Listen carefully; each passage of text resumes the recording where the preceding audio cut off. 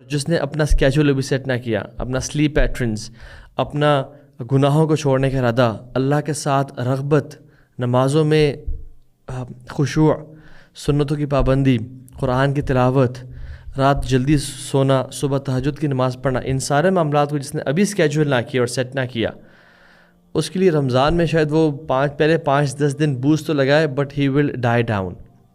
وہ پہلے ہی 5-7 دن میں اپنی انرجی لوز کرنا شروع کر دے گا. سو جو رمضان کے بارے میں ایکسائٹڈ ہے اس کو چاہیے کہ وہ ابھی سے یہ تیاری شروع کر دے. اللہم بارک لنا فی رجب و شعبان و بلغنا رمضان.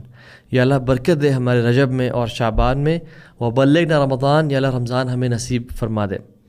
لوگ کہتے ہیں یہ اوتھینٹک حدیث ہے، بٹ اوتھینٹک نہیں ہے، یہ اٹس اے ویک نریشن حدیث، لیکن یہ دعا مانگی جا سکتی ہے.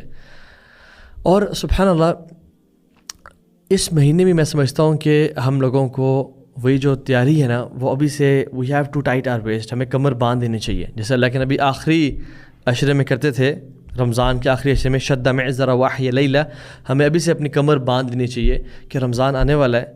اور یاد رکھیں ہم نے ابھی سے اپنے گناہوں کو نہ چھوڑا تو پھر رمضان میں کہیں ایسا نہ ہو کہ ہم وہ گناہوں کو کنٹینیوٹی کے ساتھ کرنا شروع ہو جائیں. لائک اے فجٹ اسپنر، آپ ایک فجٹ اسپنر کو اسپن کرتے ہیں، بے شک شیطان چلا بھی جائے رمضان میں، لیکن وہ ہمارے جو ایکشنز ہیں اور ڈیڈز ہیں وہ دوبارہ وہی ہیبٹس کنٹینیو کر رہی ہوتی ہیں، رائٹ. اسی طرح سے ہمیں رجب میں اپنی بیڈ ہیبٹس کو چھوڑنا چاہیے اور نیو ہیبٹس اسٹیبلش کرنی چاہیے. Take it as a month کہ مجھے اپنی لائف کو چینج کرنا ہے اور رمضان 2026 کو اپنے لیے بہت بہترین بنانا ہے. And I have to start right now, right now. کچھ انوویشنز بھی ہیں اس مہینے میں جو لوگ کرتے ہیں. جو شخص تو فاسٹنگ کر رہا ہے منڈے تھرسڈے کے یا ایام بیز کے یا آلٹرنیٹ ڈیز پہ، وہ تو رجب بھی کنٹینیو کرے، الحمدللہ بہت اچھی بات ہے. جو شخص عمرہ ہر مہینے کرتے ہیں وہ رجب بھی کرے. لیکن کچھ نیک اعمال کو اسپیسیفک اس منتھ کے ساتھ جوڑنا کہ اس منتھ میں یہ کرنے کے کوئی ایکسٹرا فضائل ہے، یہ حدیث ثابت نہیں ہے. ہاں ہمیں اپنے آپ کو گناہوں سے بچانا چاہیے کیونکہ حرمت والا مہینہ آ گیا ہے، لیکن کچھ ایسی احادیث جو کہ ویک اور فیبریکیٹڈ ہیں، مثال کے طور پہ میں ڈیٹیلز میں نہیں جا رہا، کچھ فیبریکیٹڈ احادیث میں آتا ہے کہ جو شخص ایک دن کا روزہ رکھے گا اس کے 70,000 سال کے روزے کا ثواب ملے گا، اور جو آدھے مہینے کے روزے رکھے گا اس کو فلاں عرصے کا ثواب. یہ ساری ویک اور فیبریکیٹڈ احادیث ہیں. اسی طرح سے یہ بلیو کرنا کہ 27 آف رجب کو معراج کا واقعہ ہوا، یہ بھی حدیث سے اور اوتھینٹک سیرہ ثابت نہیں ہے. بلکہ انفیکٹ جو محدثین اور مورخین اور جو سیرہ کے ایکسپرٹس ہیں، بہت سارے امامین، وہ یہ بیان کرتے ہیں کہ شب معراج اگر ہوا تو وہ ربیع الاول میں ہوا. خیر نیورتھلیس اس رات کی اگر امپورٹنس ہے بھی صحیح، چلے مان لیتے ہیں، لیکن اس رات میں مساجد میں چلے جانا یا کچھ اسپیشل ایکٹس کرنا عبادت کے، یہ حدیث ثابت نہیں ہے.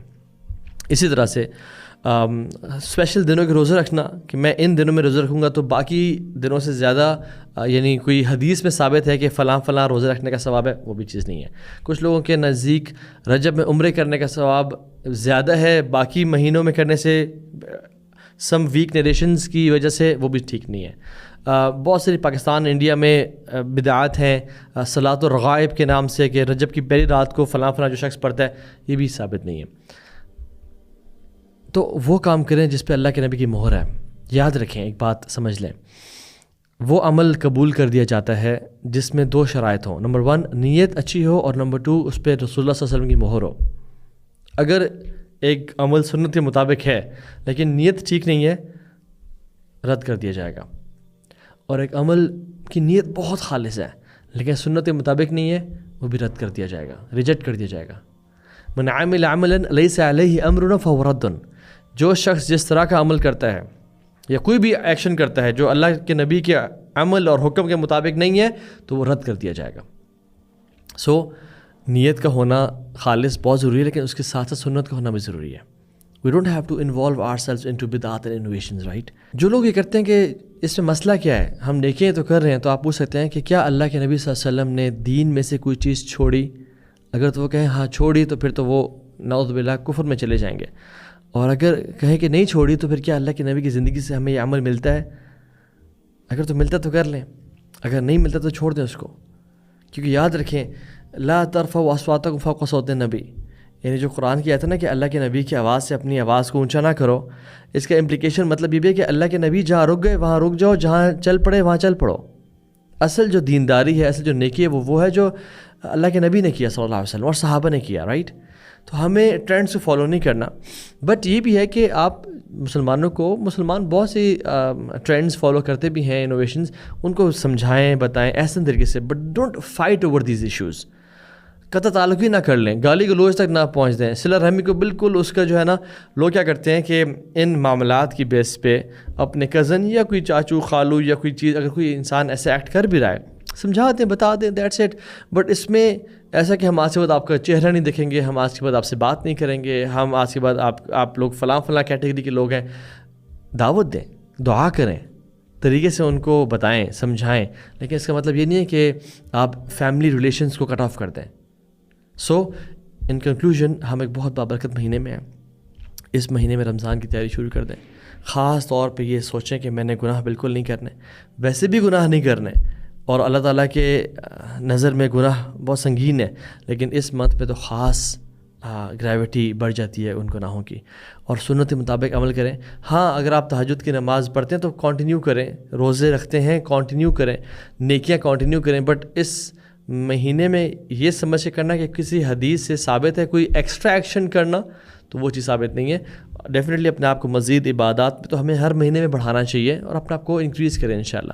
اور اللہ تعالیٰ سے دعا ہے اللہ تعالیٰ ہمیں رمضان دیکھنے کی توفیق دے اور ہمیں ہر قسم کی انوویشن سے بچنے کی توفیق دے. کیونکہ اللہ کے نبی صلی اللہ علیہ وسلم ایک دفعہ گھر پہ نہیں تھے تو کچھ صحابہ، 3 صحابہ آئے. المومنین سے پوچھا کہ اللہ کے نبی صلی اللہ علیہ وسلم کی عبادات کیسی ہیں، تو انہوں نے بتائیں. تو ان صحابہ نے کہا کہ اللہ کے نبی کے تو اگلے پچھلے گناہ معاف ہیں صلی اللہ علیہ وسلم، آپ کے تو اگلے پچھلے گناہ معاف ہیں، آپ تو کمانڈنٹ بھی ہیں، ہسبینڈ بھی ہیں، بہت سارے معاملات ہیں، تو ہم ذرا آگے بڑھ کے کچھ کرتے ہیں. تو ایک صحابی نے کہا میں کبھی شادی نہیں کروں گا اور میں اللہ تعالیٰ کے دین کے لیے اپنے آپ کو وقف کر دوں گا. ایک نے کہا کہ میں آج کے بعد کبھی روزہ افطار ہی نہیں کروں گا، یعنی میں روزانہ روزے رکھوں گا، right, every single day I will fast. تیسرے نے کہا کہ میں رات کو پھر آرام ہی نہیں کیا کروں گا اور میں ساری رات تہجد پڑھا کروں گا.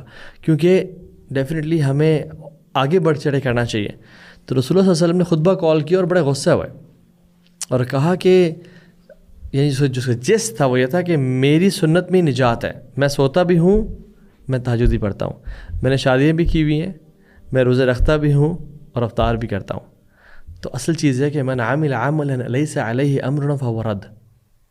جو اللہ کے نبی کی لائف سٹائل کے مطابق چیز نہ بھی وہ رد کر دی جائے گی. اللہ تعالیٰ سے دعا ہے کہ اللہ تعالیٰ ہمیں رمضان دکھائے، ہمارے گناہوں کو معاف فرمائے، ہمیں توفیق دے. اور یاد رکھیں اللہ سے توفیق کا سوال کیا کریں کثرت سے، یا اللہ ہمیں توفیق دے، نیکیوں کی توفیق دے. اللہم انی اسألک فعل الخیرات و ترک المنکرات و حب المساکین ان تغفر لی و ترحمنی. یا اللہ نیکیوں کی توفیق دے اور گناہوں سے بچنے کی توفیق دے اور مساکین سے محبت ہمارے دلوں میں ڈال دے.